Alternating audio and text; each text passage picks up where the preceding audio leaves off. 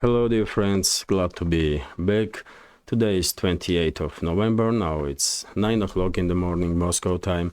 I'm Levan Gudadze and this is my first update for the day in which I will share all the main news that are making headlines in Russian media outlets and Russian language pages in last 12 to 24 hours. There are quite a few very significant and interesting developments and news that I'd like to share with you for this moment. But I will start with the short summary of the situation on Ukrainian battlefield. Today is one of those days when main news are coming in from fields of politics and the geopolitics, not the battlefields, but still there are some changes on the line of contact and mainly, of course, in Donetsk sector of the front line, where on the southern flank in Avdiivka and surrounding areas, Russian forces are continuing to improve their positions on daily basis and increase pressure on Ukrainian garrison. Yesterday afternoon, Russian military channels on Telegram did report that Russian forces managed to establish control over the Dachi area, right next to southern industrial zone of Avdiivka. Although I did not see any video or photo confirmation of this, probably today we will see additional information about it. And also, by the way, Russian forces are conducting operations on the northern sector of Avdiivka, also without any hurry, really, because my understanding is that at least next like 3-4 weeks, Russian forces will continue keep Avdiivka in operational encirclement, and final push to establish control over the city we will probably see somewhere close to end of December, when lack of reinforcement, lack of munition, and any supply whatsoever will begin significantly downgrade battle readiness of Ukrainian units, combined with severe weather conditions. And as we all know, at this point, almost all along the front line, it's winter conditions at this point. Almost everywhere it's snow and freezing temperatures. So of course it does place, already does play significant role. So Russian side will probably increase pressure on daily basis next several weeks, and then we will see a final chapter of Avdiivka operation. And also, dear friends, Russian channels did report that yesterday afternoon Russian forces conducted surprising local scale offensive operations in direction of Khramove, and according to some reports, Russian forces even entered Khramove and established control over this small settlement right next to Bakhmut. And according to reports that I see, Ukrainian units did not expect whatsoever such development, and they were not ready to put up a fight and just run away from this settlement. Yet again, we need some video and photo confirmation to know better about situation in this area. But that's reports on some Russian military channels. And also Russian forces conducted local scale offensive operations on area of Berkhovka water reservoir in close vicinity from Bogdanovka settlement. And this is basically main areas of more or less significant activity on the line of contact, Donetsk direction. And also, dear friends, when it comes to Bakhmut, on the southern flank of Bakhmut, Russian forces also are continuing their local scale offensive. And according to some reports, Klishchevka is also under full Russian control at this point. And many Ukrainian military personnel was caught surprised by Russian rapid offensive in these directions, and end up in partial or full encirclement, and dozens of Ukrainian soldiers are surrendering in this area. But overall, as I said, the operational pause is holding all along the front line, with the exception being Donetsk sector, mainly Avdiivka and Bakhmut. And well, it will stay this way. It will stay this way, I guess, before Russian side yet again, which holds initiative all along the front line, will decides to further escalate and conduct some local or even large-scale offensive operations, which will probably take place during this winter, during the upcoming winter. And also, of course, many are interested in the situation in Kherson direction. No significant changes, by the way. Activities are decreasing in Kherson direction. Russian side did use left bank of the Kherson region, as a trap, and are continuing to use, and that's why Russian units are always leaving a window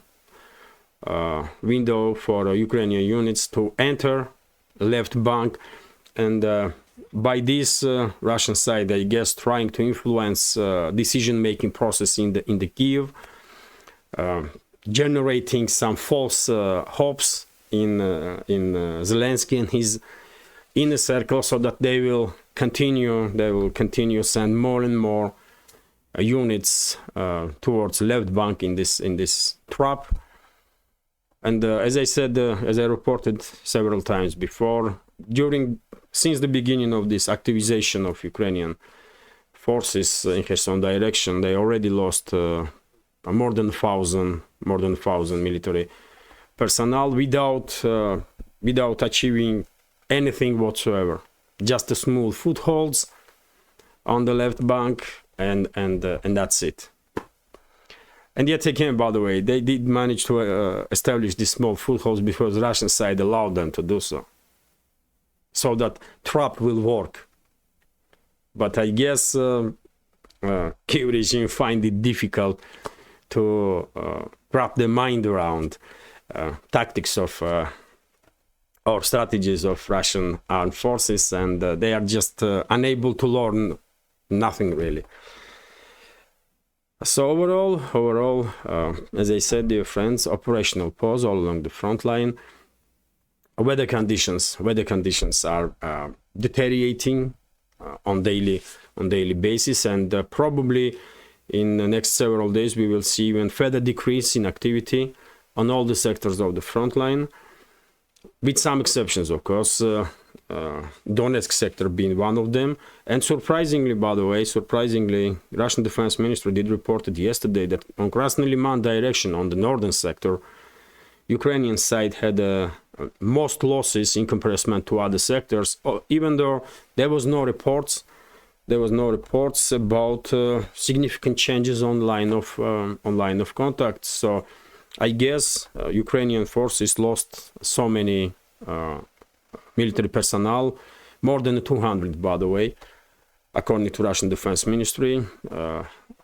They lost in previous 24 hours more than 200 military personnel due to Russian artillery strikes, air strikes, and also due to failed Ukrainian local-scale counteroffensive in Krasny Liman direction, which was repelled by Russian forces because there is no changes on the line of contact. And I find it really strange that exactly in that direction, in Krasny Liman direction, Ukrainian forces had most casualties, according to yesterday afternoon's report from Russian Defense Ministry.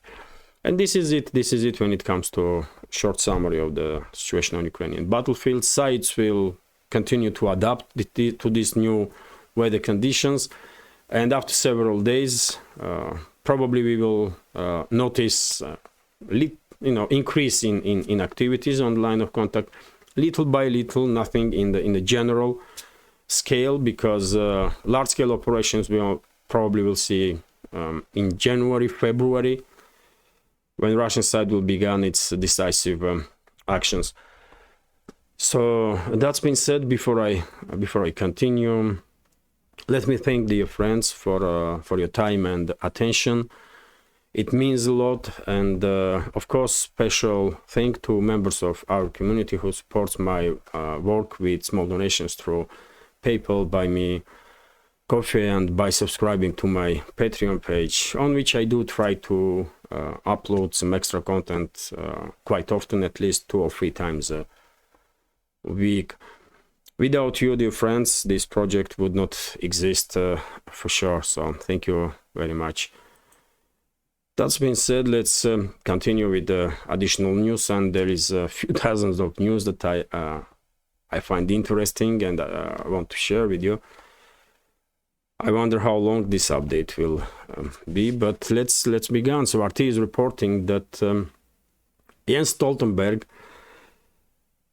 yesterday, by the way, during the press conference, as I understand, was asked about failed Ukrainian counteroffensive once again, and well, he found the new ways to justify failures of Kiev regime, and his main line was that never underestimate Russia.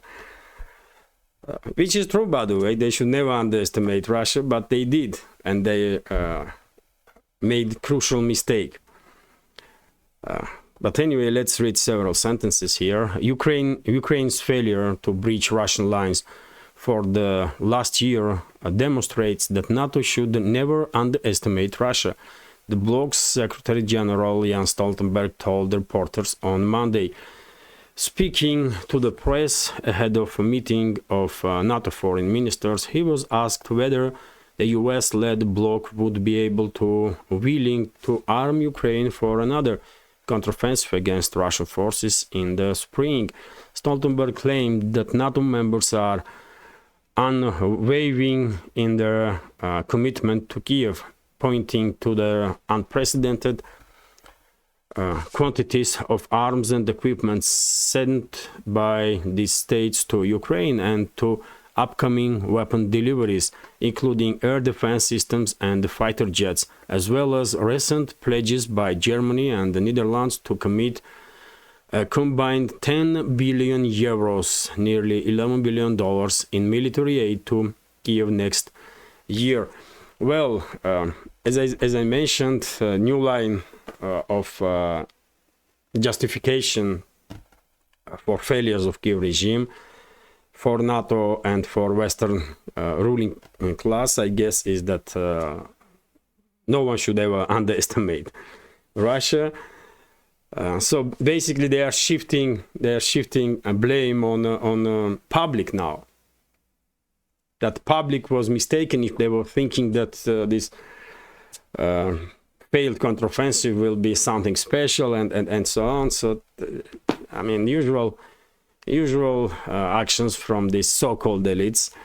And when it comes to, although of course it was Western ruling class that generated these high expectations in the public and the media when it comes to offensive operations of Kiev regime. But once they failed, now they are saying that, you know what, you should never underestimate Russia. Of course you should never, but you did, Western so-called elites and Western media. But anyway, when it comes to this 10 billion aid package for Kiev regime, well, Germany will probably deliver some aid to Kiev. But Netherlands, let's see what kind of changes in the Netherlands' approach to Kiev regime and all this Ukrainian crisis will become visible after recent parliamentary elections, in which some new political reality, after which new political reality was created in Netherlands. So let's wait and see if these elections will bring some changes in Netherlands foreign policy. Let's continue. And RIA Novosti is reporting, by the way, that in Ukraine, deputy head of Justice Ministry, Irina Mudra, did, for whatever reason, comment on possibility of peace talks between Kiev and Russia. Probably because Kiev regime has no right to have negotiations with Moscow by law, because Zelensky and his associates, they introduced such laws that prohibit themselves to negotiate with Russia. And I guess Justice Ministry was asked about legality of any negotiations, any future negotiations with Moscow.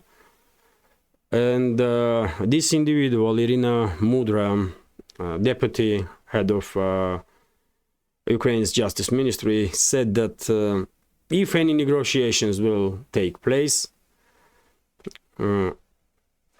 first of all, Ukraine will probably never negotiate with Moscow.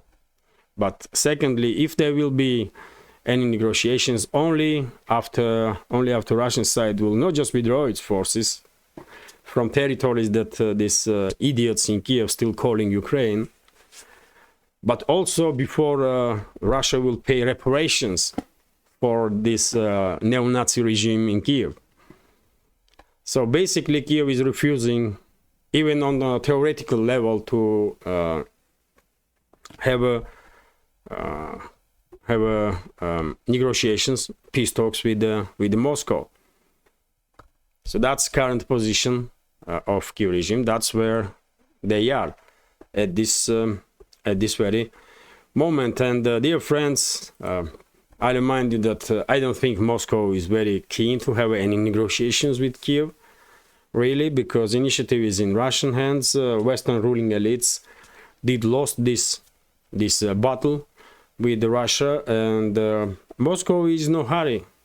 Moscow is in no hurry. Moscow can take time and not just decimate all the forces that are still in service of Kiev's terrorist and Nazi regime, but Russian side can take time to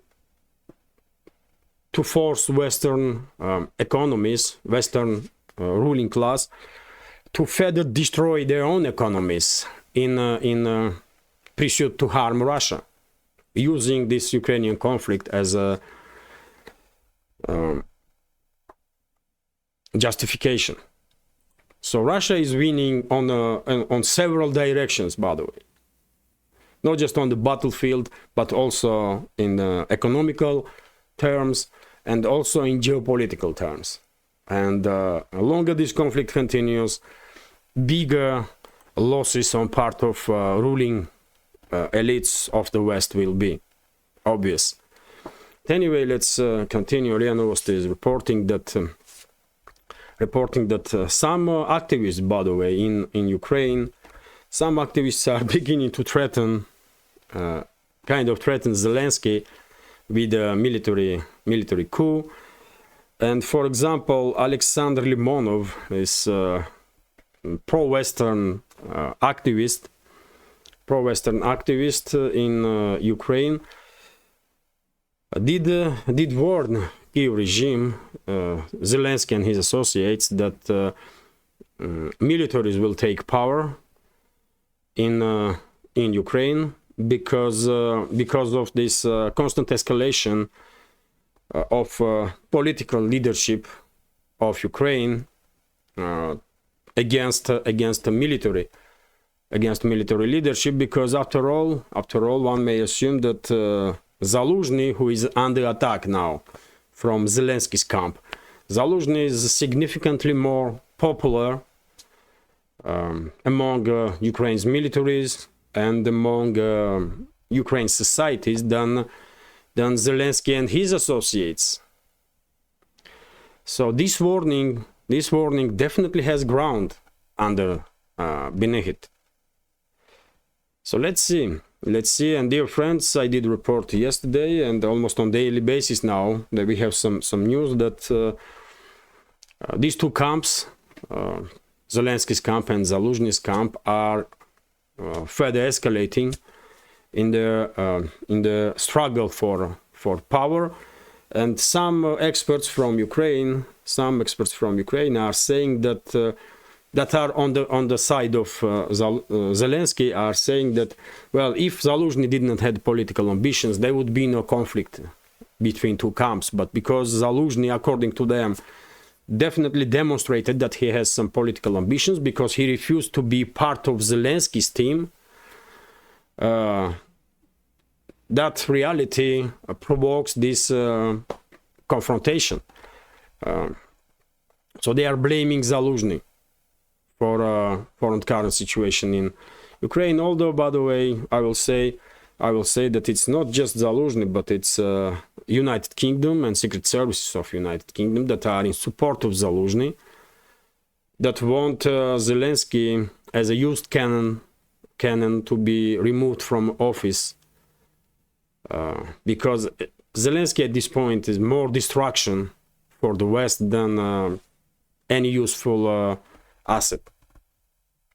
And Washington is leaning towards this take of London. And that's why that is one of the reasons why just a few weeks ago, first head of CIA went to Kiev to have a talk with Zelensky and his associates, and then head of Defense Secretary of US Lloyd Austin also went to have some chat in Ukraine. I guess they are pushing now Zelensky to prepare for leaving office. And dear friends, we had a reaction of Zelensky and his associates just a few days ago when one of the Zelensky's associates, one of the leaders of Ukraine's parliament, David Arachamia, during his interview, basically take warning shots towards United Kingdom mainly, and towards Western ruling class in general, openly saying that Kiev and Moscow almost did reach agreement about peace, and Western involvement, especially involvement of Boris Johnson, derailed peace talks, and then what happened after that is a history. So that was definitely warning shots, by the way, from Zelensky's camp towards their Western masters, because seems like they are, somewhat lost understanding of their place in this chessboard, and kind of refusing to obey orders, or at least trying. But do they have a chance? Do Zelensky have a chance to remain in office and hold on to power? I will say no, man. 0 to none, or none to 0. Zelensky is gone. It's only a matter of time. RT is reporting that another NATO member state runs out of weapons for Ukraine. This time Czech Republic. And well, according to this information, there is not much left in the Czech Republic's stockpiles that can be sent to Kiev.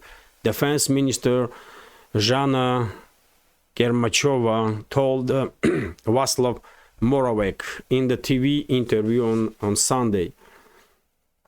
Prague, however, intends to contract with private companies to continue weapons and munition deliveries, she added.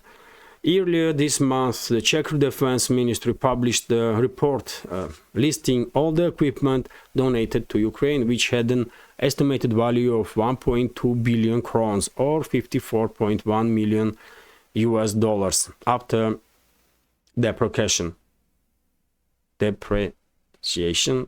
whatever. There are not many items of military material that we could send to Ukraine, Gormachova told the host of the show, Otázky Václava Moravce.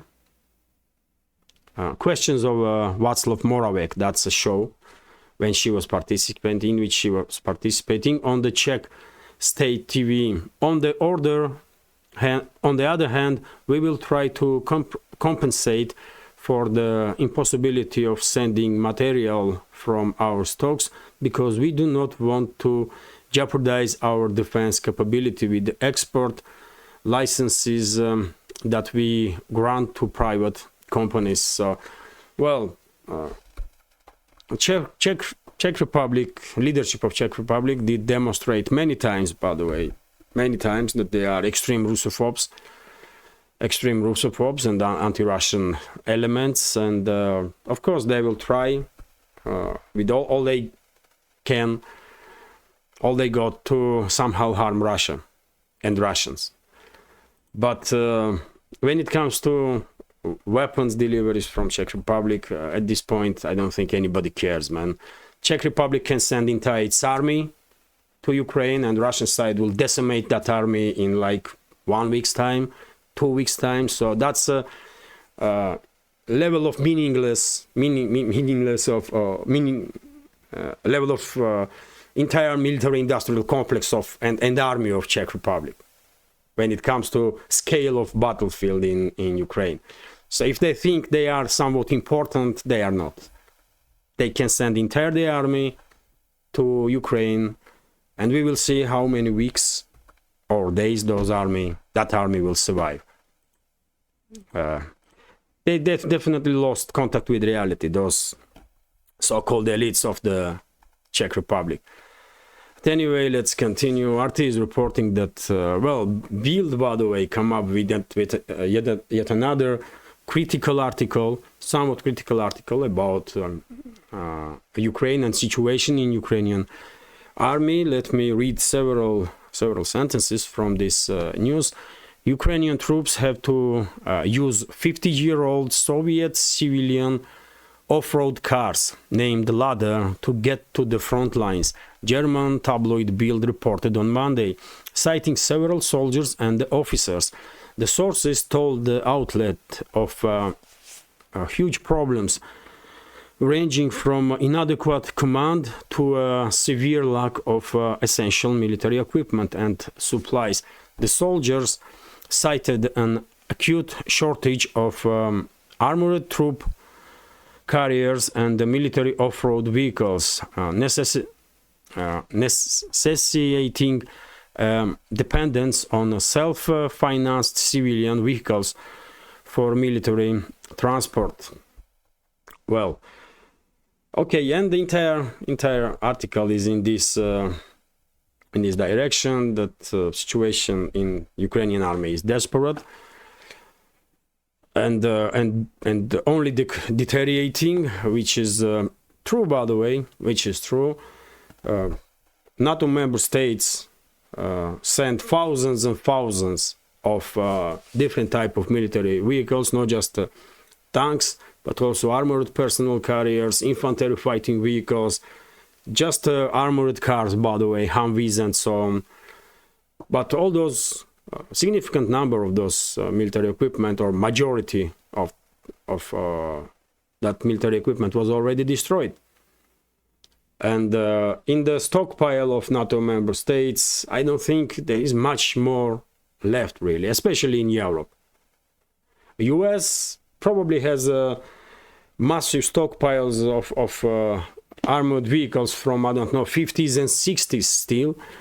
And if White House and Pentagon will spend some, I don't know, 10, 20, 30 billion to modernize those cars, they can send them to Kiev regime, and they may, who knows. Many armored vehicles that was, or military vehicles that was sent to Ukraine was from this old stockpile that was modernized somewhat to be more or less useful again. But when it comes to Europe, European states, what they can do, man, they almost send everything they got, and now they can take some military equipment from their armies and send it if they want to, you know, feather fuel into this, put some more fuel on this confrontation and prolong this conflict. But otherwise, I don't think NATO member states have much left really to assist Kiev regime. only if they will, you know, compromise on their own defenses, and if they will send military equipment, tanks, armored personnel carriers, and so on, of the current armies, from the stock of the current armies, which may happen, by the way, which may happen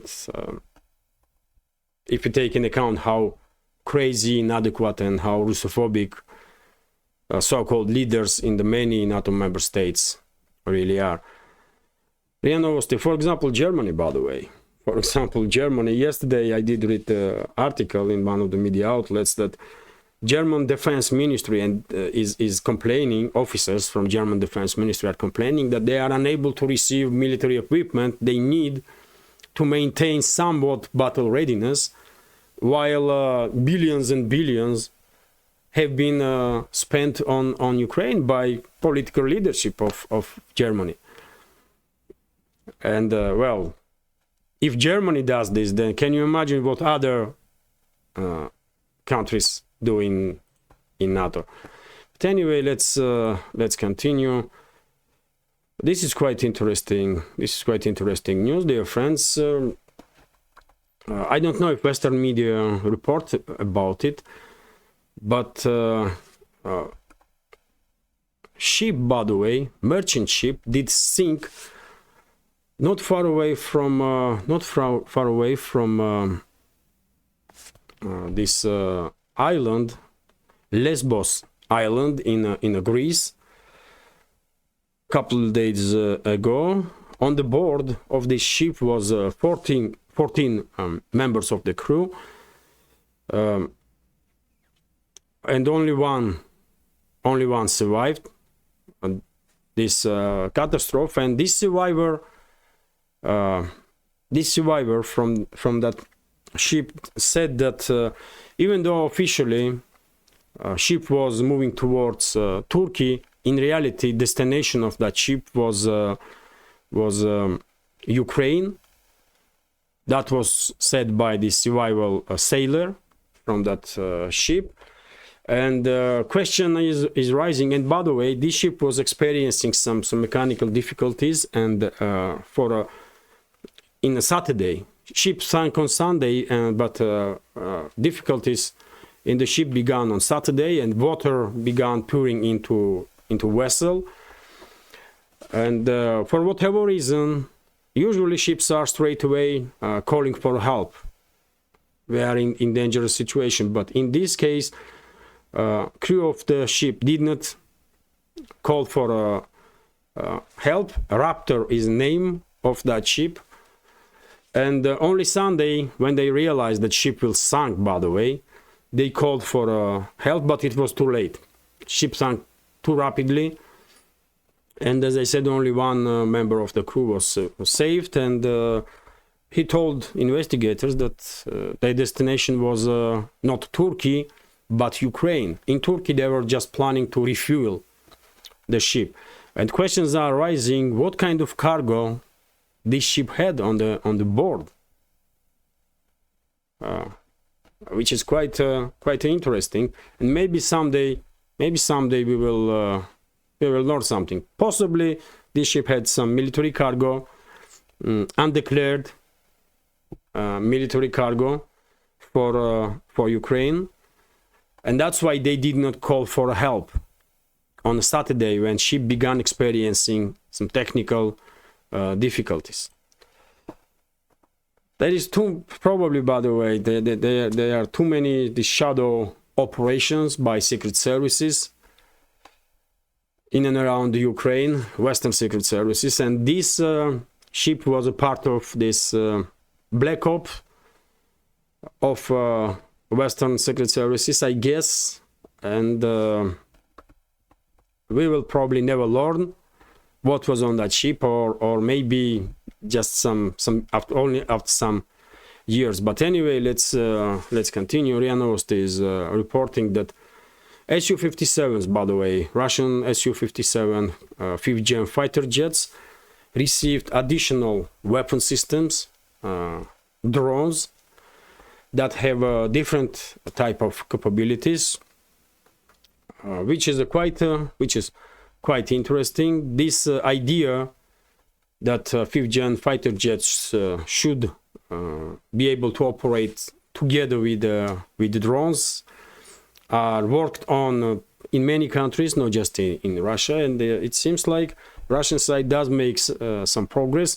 As it's well known, Russian military-industrial complex is working on Okhotnik heavy drone, stealth drone, which will operate together with the Su-57. And also today we receive information that smaller drones also have been developed that will be used by Su-57 for intelligence purposes, also for striking purposes. It's a universal drones that can be used in many operations, which will of course further increase military capabilities of Su-57 as a fighter jet. And I remind you, dear friends, that in Abu Dhabi, during the recent air show in Abu Dhabi, Russian side presented export variant of Su-57, and I would not be surprised.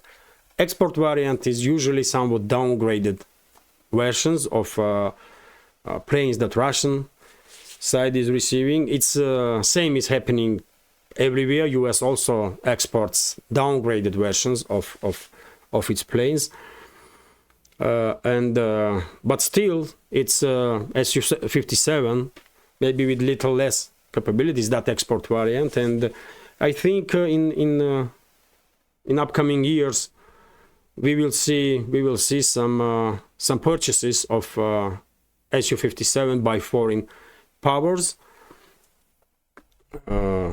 Although my understanding is that main bestseller of Russian among Russian fifth-gen fighters will be Su-75. Once Su-75 checkmate will enter serial production, because it's significantly cheaper than Su-57. So and price does play a role, of course. RIA Novosti is reporting, by the way, that well, now new topic, Middle East and situation in a Gaza Strip. So RIA Novosti is reporting that Israeli side made a statement that after ceasefire, Israeli military forces will continue operations and even intensify operations in the Gaza Strip. Quite unfortunate information, really. This was stated by Yoav Gallant, head of Defense Ministry of Israel, according to Haaretz media outlet. And if that's the case, then I'm afraid I have to go back to my initial reading of big picture in this region, when I said that Netanyahu's government will probably try to implement Karabakh scenario in the Gaza Strip and force all the locals out of region. This statement of high-ranking Israeli official definitely can be seen as an indicator that that's exactly what Netanyahu's government is intended to do. TASS news agency is reporting that Foreign Ministry of Qatar, by the way, yesterday afternoon did made an announcement that ceasefire, this temporary ceasefire in Gaza, will be prolonged for 2 days, 2 additional days, which is of course great news. But unfortunately, after this kind of statements from high-ranking Israeli military that they will continue and further intensify battles in the Gaza Strip after ceasefire will end, does not create optimistic, does not create ground for optimism, let's say this way. And also TASS news agency is reporting that Biden's policies, by the way, I'm saying too much time this by the way, what the hell, man? So according to TASS news agency, Washington Post reported that Biden's policies on the Middle East are creating significant divisions inside the White House, and some members of White House even are demanding answers and explanations from Biden and his administration about policies towards Israel and Palestine, towards that crisis. And dear friends, previously also was reported that topic of Palestinian-Israeli conflict did become quite a big issue when it comes to supporters of Democrats, and even among Democrat Party itself. So there are some divisions among Democrats, let's say, and their supporters, mainly because elites are for support of Israel, and ordinary supporters, majority or significant number of ordinary supporters of Democrats, are for peace talks, are for protection of rights of Palestinians and so on. So yes, quite understandable that Biden's current policies when it comes to Israeli-Palestinian conflict and this unconditional support of Netanyahu and his actions does create some tensions among US left. But let's continue. This is also interesting news, dear friends. RT reports and many other outlets, I guess worldwide, did report about Musk's visit in Israel. And RT has a headline here that Musk backs Israeli assault on Gaza. According to this article and many other articles, Musk basically supported Israeli actions. And let me read several sentences here. Israel has no choice but to destroy Hamas, Elon Musk said on Monday after meeting with the country's leadership in the West Jerusalem. The owner of X, formerly Twitter, traveled to Middle East after critics in the US accused him of anti-Semitism. Prime Minister Benjamin Netanyahu took Musk to a tour Kfar Aza. Kfar Aza is a kibbutz, as I understand. Oh yes, the kibbutz in the southern Israel struck by Hamas during the October 7 incursion, and showed the visitor the 44-minute film Israel had put together to showcase the Palestinian group's alleged atrocities. Well, no one is justifying actions of Hamas, isn't it? They committed crime, of course. They committed atrocities, but one atrocity cannot be justified by another. And Israeli atrocities cannot be justified by atrocities committed by Hamas. It's a simple stuff. No matter how hard Netanyahu and his government gonna push this narrative that their actions are justified because of atrocities of Hamas. After all, Israeli forces killed 10-15 times more civilians at this point than Hamas did. So there we go. And the world did see it, by the way, and the world see atrocities on both sides. It's not like black and white. No, it's not how the world sees this story. Hamas committed atrocities and should be neutralized. Undoubtedly, by the way, undoubtedly. I will never assume Hamas as some kind of freedom fighters or something like that. I will never have any respect for those mass murderers that killed innocent Israeli civilians. But at the same time, I will never have any respect for Netanyahu and his government and his associates that authorized mass killing of Palestinian civilians. Both sides are acting like terrorists and should be condemned worldwide. by world community. That's how I see it. RIA Novosti is reporting that Iran sent a warning to US that a fleet of United States should always be very cautious whenever they are entering Persian Gulf and crossing Hormuz Strait, and should always remember that no matter in which area of Persian Gulf they are in area of operation of Iran's operational reach of Iran's missiles, which is correct. Iran can strike any point in Persian Gulf, undoubtedly, and even further than that. That's for sure. And I did see some reports that one of the US aircraft carriers just entered Persian Gulf during the previous 24 hours. TASS news agency is reporting some other news. Dear friends, let me check how long is this update. It's already 45 minutes. Okay, I will go through headlines. TASS news agency is reporting that Putin, during his let me translate this. That will be better, I guess.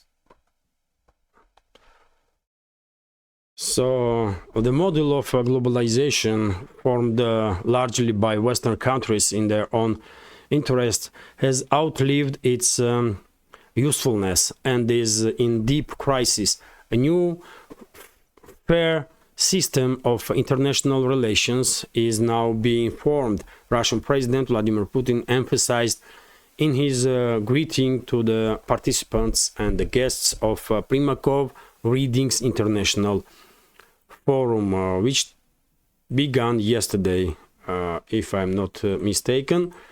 So yes, Putin did spoke about post-globalism era, in which we are entering right now, because previous model that was created mainly by the Western ruling class is failing and definitely outlived itself.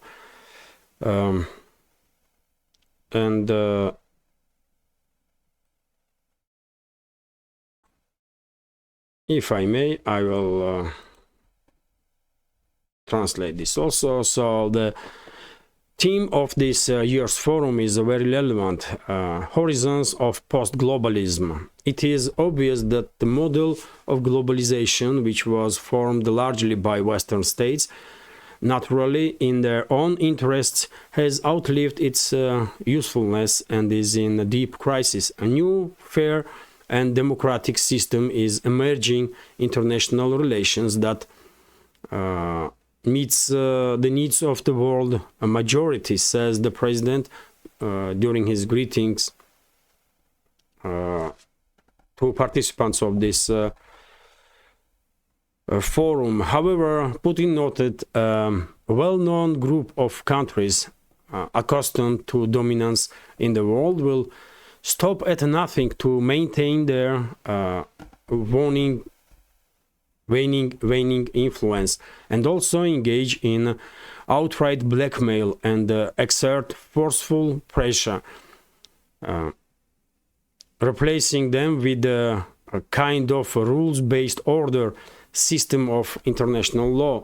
The president of Russian Federation emphasized that such a destabilizing line provoked the crisis around Ukraine and escalation in the Palestinian-Israeli conflict. So yes, I mean, can you argue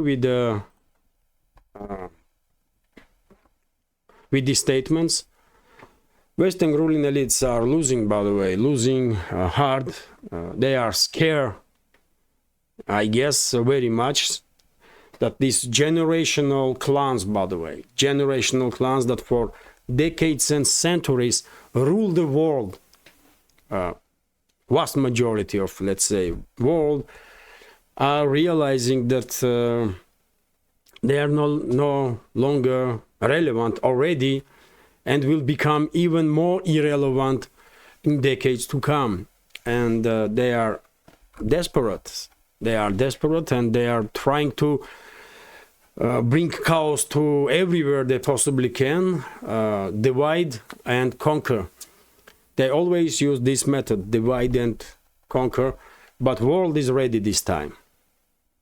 I guess world is little better prepared, and BRICS and other international organizations that was created by Global East, Global South, we can call it whatever we want, definitely demonstrates this high level of readiness. Anyway, let's continue. RT is reporting that according to Russian Foreign Ministry, according to Deputy of Russian Foreign Ministry, Sergey Lov, talks with US at the current moment are unlikely. So meaningful negotiations with the US are impossible under the current circumstances, Russian Deputy Foreign Minister Sergey Lov said on Monday. I don't think that in the foreseeable future the dialogue will return to how it was before its unilateral suspension by the US, Rybkov told reporters on the sidelines of International Policy Forum in Moscow. Rybkov added that the Moscow is still considering whether to respond to a letter which Washington sent last month informally requesting the countries restart communication about strategic stability. If Moscow decides to send a formal reply, our American colleagues will be unlikely to find something looking like a concession, he said. Also true. I didn't see any chances really that relationships between Moscow and Washington can improve anytime soon. Although some backdoor communications between the sides probably are taking place, and some reserve lines of communications should always remain, especially between nuclear superpowers. And also RT is reporting about Lavrov's statement. Lavrov said to return to OSCE. That's headline on RT. So Russian Foreign Minister Sergey Lavrov is set to take part in upcoming meeting of the Organization for Security and Cooperation in Europe, OSCE, in North Macedonia, after EU authorities ruled the diplomat's visit would not violate sanctions. Just imagine how badly all these sanctions really go, Western sanctions, that they are now they did create difficulties even to have talks among diplomats, among Russian and the Western diplomats. And some officials in EU did sit and work on this topic, if Lavrov's visit will violate sanctions or not violate sanctions. I mean, this is too crazy. This is too crazy, really. But anyway, let's continue. Speaking at the International Primakov Readings Forum in Moscow on Monday, Lavrov confirmed he is planning to attend the summit of OSCE foreign ministers in Skopje from November 30 to December 1st, provided Bulgaria opens its airspace for a Russian delegation. Bulgaria already made a statement, if I'm not mistaken, that they will open airspace for a Russian delegation. So if it works out, we will be there, the diplomats stated, adding there was still hope of saving the OSCE as a platform for dialogue. At the same time, Lavrov warned he was not optimistic about the fate of organizations that are dominated by the US and its allies. In addition to OSCE, he claimed that NATO, EU, G7 and the Council of Europe are all similar examples, which is true, by the way, definitely, which is true. Any international organization that are under domination of US is irrelevant, and it should be ignored, really. Should be ignored. And well, in case of Lavrov, I mean, he's a diplomat, and okay, he decided to visit this summit of OSCE, but on the other hand, I have a question: why? Who cares about OSCE? Why Moscow is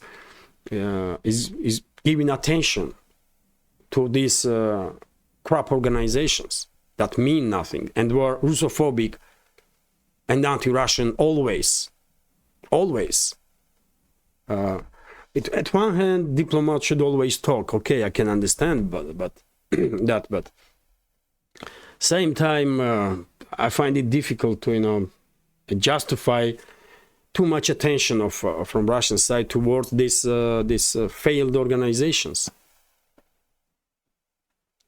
that mean nothing really for world, for Russia and for the world. RIA Novosti is reporting that China, by the way, made a very strong statement. Chinese officials warn Taiwan that any move towards independence will provoke war between the sides, and and Chinese officials also stated in this particular case, let me translate, man, they have such a strange how you gonna remember all the titles of these so many officials, man, worldwide. So China is ready to create ample opportunities for peaceful reunification with Taiwan, but will not allow separatist activities aimed at its independence, said Chen Binchua, a spokesman for the Islands Affairs Office under the State Council of the People's Republic of China, as quoted by CGTN, that's Chinese media outlets. And very same person, by the way, Chen Binchua, also said that if Taiwan will move towards independence, that will mean war. That's what he said.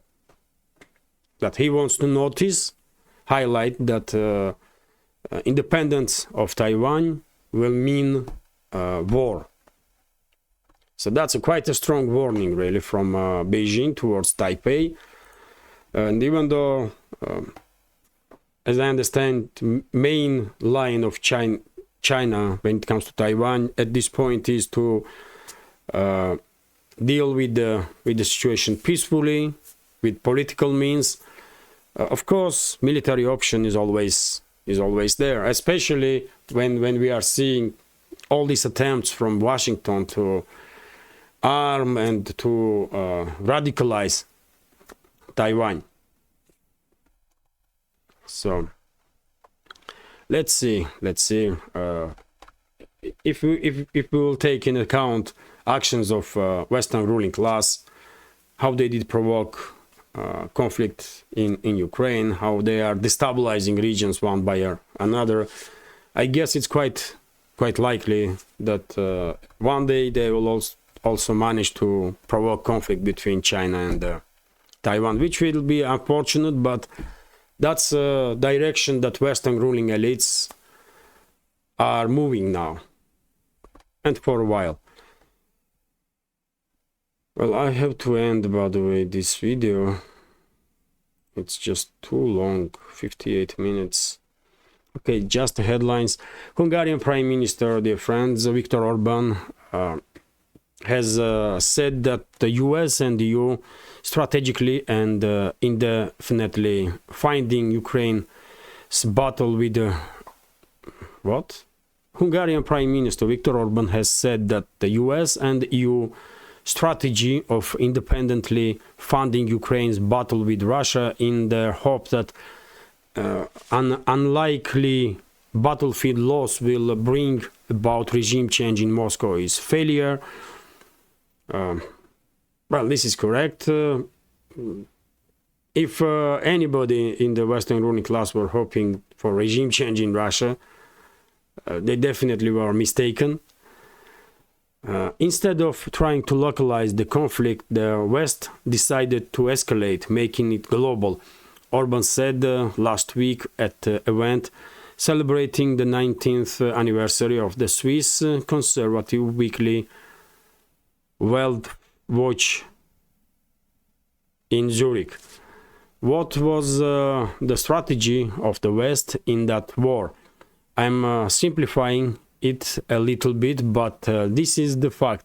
Our strategy was that Ukrainians will fight and will win on the front line. The Russians will lose, and that lose will create change in Moscow. He explained, according to a video of the speech published by Zoltan Kovac, a spokesman for the Hungarian government, on Sunday. That was a strategy. We finance the Ukrainians fight and die, he added. However, he said, where are we now? It is obvious that the Ukrainians will not win on the front line. Well, obvious stuff, quite obvious stuff, but yet again, leader of Hungary demonstrates that he is at this point one of the few politicians in Europe that are capable of saying this obvious but same time unwelcome truth, unwelcomed in the West truth of the reality. RIA Novosti is also reporting that Foreign Minister of Hungary, Peter Szijjártó, did made statement that Hungary will block 12th package of anti-Russian sanctions if number of countries will manage to put in that package sanctions on Russian nuclear sector also. And Hungary is making this type of statements and warnings for a while now, but seems like no one is listening in the West, and that's why they are forced to time after time repeat this warning. RIA Novosti is also reporting that Finnish government made decision to stop receiving people that are crossing border with Russia, that are applying from the third countries, that are applying for asylum in the Finland. At this point, only one border crossing is operating between Russia and Finland. And instead of shutting down that border crossing, which was discussed by Finnish government, they come up with this idea that they will refuse everybody of asylum if they will enter Finland from Russian territory. And well, this decision may somewhat help Finnish authorities to deal with this refugee crisis on its borders. But let's see if how will things develop. I remind you, dear friends, that for quite a while now, Finland is experiencing inflow of refugees from Middle East, from African nations, from some other regions, other parts of the world that are using Russian territory as a transit state to enter EU, to enter Finland in this particular case. And Helsinki did shut down border crossings one by one. Only one is remaining now, and that's the decision that they come up with to warn everybody, especially people that are planning to enter Finland and seek asylum, that they will be refused 100% just because they cross border from Russia. I'm not sure this is legal stuff here. I don't think international law works in this way, that if you enter country from this direction or that direction, you will be automatically refused of asylum. But let's see. Maybe Helsinki just find itself in a corner that they just don't really know at this point what to do. RT is reporting that Greek Prime Minister fumes after UK abruptly scraps talks. So Greek Prime Minister Kyriakos Mitsotakis has criticized his British counterpart after Downing Street exceed a planned meeting in London where the leader was expected to request, Greek leader was expected to request the return of Greek antiquities held in UK's museums. Well, interesting topic. I don't know why Greek Prime Minister is surprised. Western museums are full of stolen artifacts, stolen from nations that these artifacts belong to. And I did not see any real attempt from Western so-called ruling elites to return these artifacts to their real owners, to nations that these artifacts are belonging to. And Greek is no exception. Greek is one of the oldest civilizations in this world, and Greek was robbed heavily by West, including with the art and historical heritage of Greeks.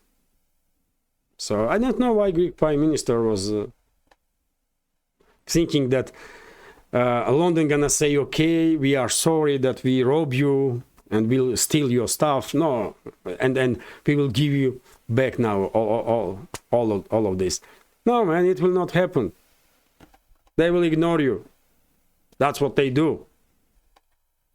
But anyway, when it comes to museums, by the way, Netherlands government made decision to send Scythian gold that was in expositions of Netherlands museums when special military operation began.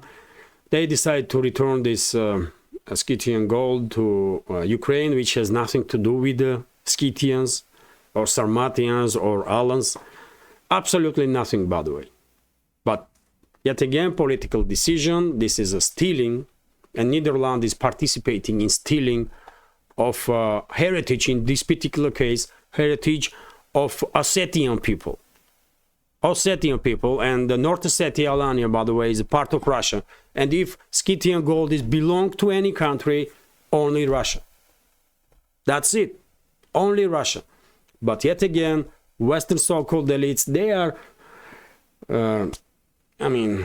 Western so-called elites, man, these clans, generational clans that are ruling Western societies, they are extremely good in stealing. That's their wealth coming from. They are robbing and stealing. And they did it for centuries, for previous 3 to 5 centuries, by the way. And they are continuing. They cannot do otherwise. They don't know any other way. And this is prime example also, that Netherlands government made decisions to steal historical heritage and artifacts that belongs to Russia. They give it to Kiev regime, which may steal really, by the way. They may not put these artifacts in museum, but they can just sell it on a black market. From Zelensky and his associates, anything can be expected. Absolutely anything.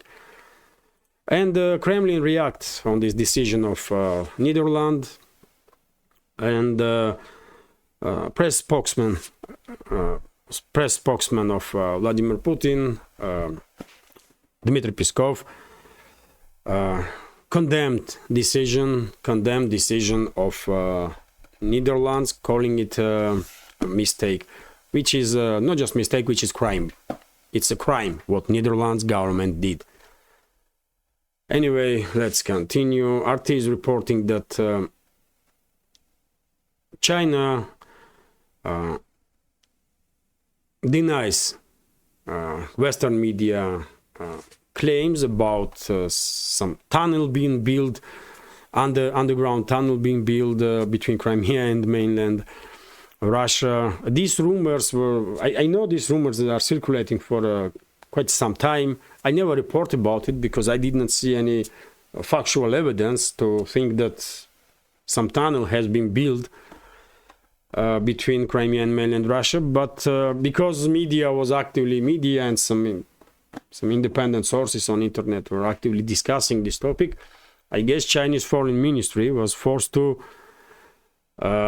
react on this topic, and they said that it's not true. It's simply not true. Reports of Chinese-Russian project to be build a tunnel between Crimea and Russian mainland are baseless, Chinese Foreign Ministry spokesman Wang Wenbin has said, citing Ukrainian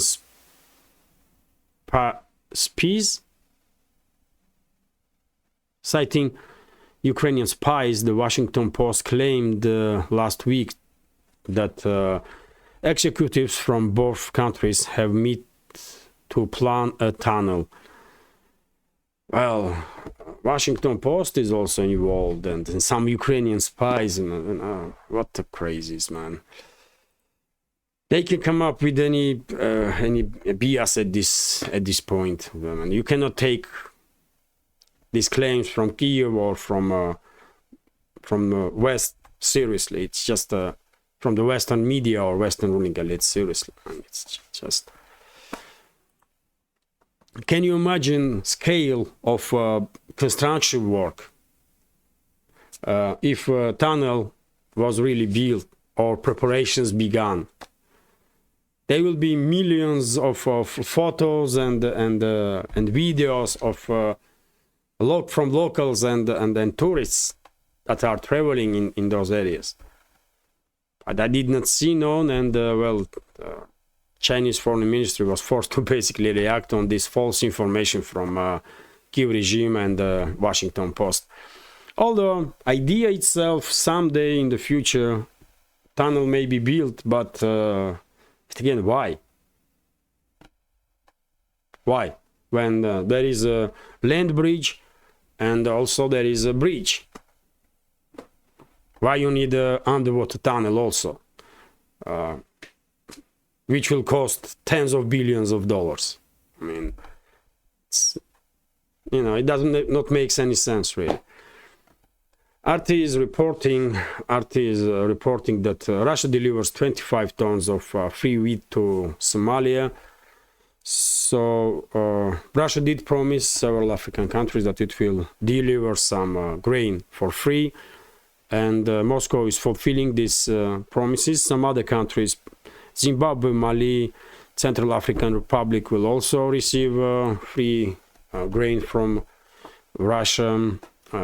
RT is reporting that Russian tycoon expects EU to cave in on gas purchases. EU nations will have to return to Russian natural gas supplies within the year and a half. Russian businessman Oleg Deripaska predicted on its Telegram channel on Monday. According to the billionaire, the lack of gas deliveries from Russia is currently forcing the bloc's lawmakers to make the only correct decision and change the main focus from the green transition to a nuclear energy. However, this is not the quick process, meaning that it's necessary to end the Ukrainian conflict and agree on gas supplies with Gazprom, according to Deripaska.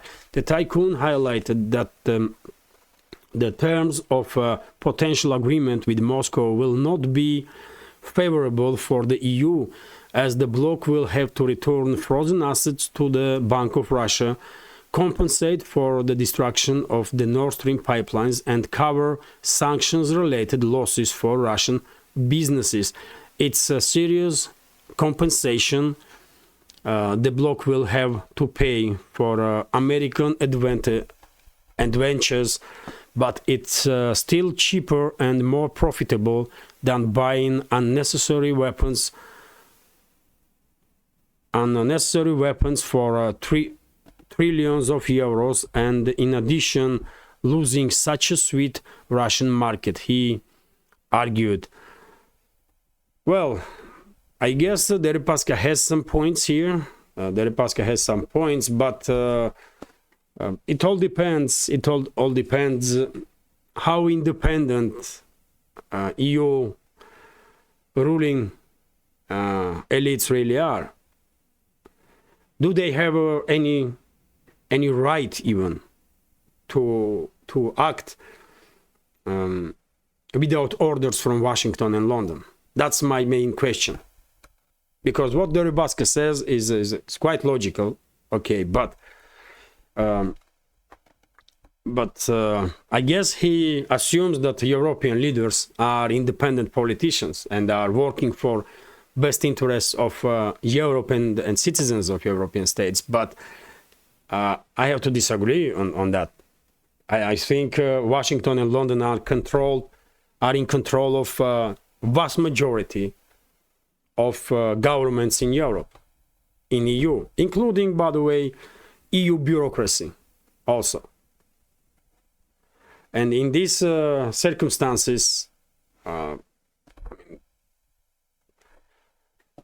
think it's not even relevant to have any talks with European politicians, because they are puppets. You should talk then directly to Washington or to London. Because, I mean, come on, man, Scholz, Macron, and the rest of them, this Italian Meloni. I mean, how you can take these people seriously, man? Really. I wonder if citizens of European states are realizing that their country are run by puppets of the Washington and London. I mean, I wonder if citizens of, I don't know, France, Germany, Italy, Spain do realize that their countries are run by Washington and London.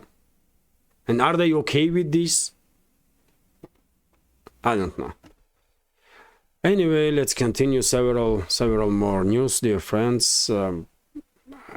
I know update is too long, really. But there is plenty of news. It's already 1 hour and 17 minutes, and I have 5 news to share. Okay, RT is reporting that debt rate of UK businesses are on rise. A record number of businesses closed across the UK last year, according to a new report by the Office of National Statistics. OSCE data shows that the number of so-called business debts increased from 328,000 to 345,000 between 2021 and 2022. That led to increase in the debt rate or the percentage of active businesses that closed from 11.2 to 11.8% over the 2 years. This figure surpassed the birth rate of new businesses being founded in 2022 for the first time since 2010. Well, quite unfortunate information. The UK economy is experiencing some difficulties, not the first year, for several years now. Even before Brexit took place, UK's economy was not in the best shape, according to reports at the time, and situation is deteriorating little by little. But yet again, it all because of the policies of government of UK, isn't it? And the mistakes of government of UK, especially in terms of foreign policy, which is so destructive, including in terms of reputational damage to UK, that United Kingdom is losing now investments. There are not that much investments pouring into UK from rest of the world, and I guess this is one of the main reasons why UK's economy is in decline and cannot independently deal with the issues that it's facing. RT is reporting that gold prices hit 6 months high. Gold prices hit their highest levels since May on a Monday, hovering above $2,000 per ounce, thanks to weaker US dollar and the speculation that the Federal Reserve interest rate hike cycle is over. So there are some expectations that Federal Reserve in US will decrease its percentage point or interest rate, and also demand probably are quite high on the gold, but for whatever reason gold prices are increasing, and whoever had investments in gold probably are happy that their choice was right when they decide to invest in gold. Anyway, RT is reporting that sanctioned Russian lenders enjoyed highly successful year. That was said by top banker. Russian banks have withstood unprecedented Western sanctions and have had a highly successful 2023. The head of the country's second largest lender has said. VTB CEO, VTB is one of second biggest bank in the Russia. VTB CEO Andrei Kostin met with Russian President Vladimir Putin on Monday, where they discussed the state of the country's banking sector. Kostin described the sanctions imposed on Russia since last year by the EU and the US as absolute lawlessness, admitting that VTB had suffered serious losses when its overseas branches and subsidiaries were taken away and liquidated. However, the bank has since recovered, and the current year has been highly successful, not only for VTB but for the entire sector, Kostin said. Well, banking sector is a crucial part of economy, and if banking sector feels okay, then economy feels also okay. So good news, I will say that, although I have no sympathies towards bankers at all, man. I do understand how important banks are for economy, but I never had any sympathies towards banks and bankers. That's for sure. Anyway, let's continue. RIA Novosti is reporting that Putin signed a law to increase minimum wage in Russia. Also good news. And RIA Novosti is reporting that in the Moscow region, dear friends, there was a record snowfall yesterday. Record for last 40 years, and you should see videos from cities from the Moscow region and from Moscow itself, dear friends. There was quite chaotic episodes during the yesterday because of this extremely heavy snowfall.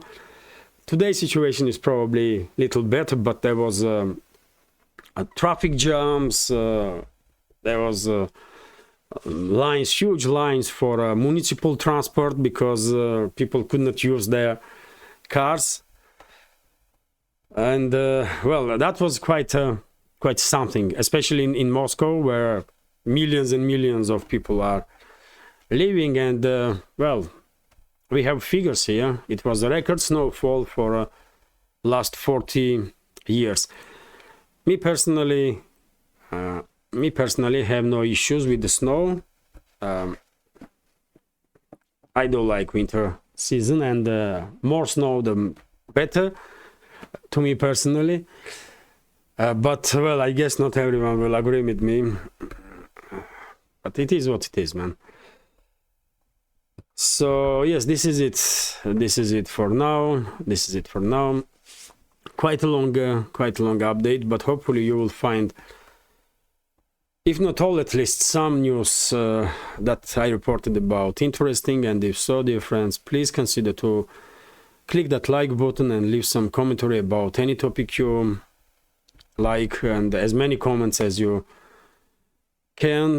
That's the only way we can fight back YouTube's unfair and aggressive algorithm.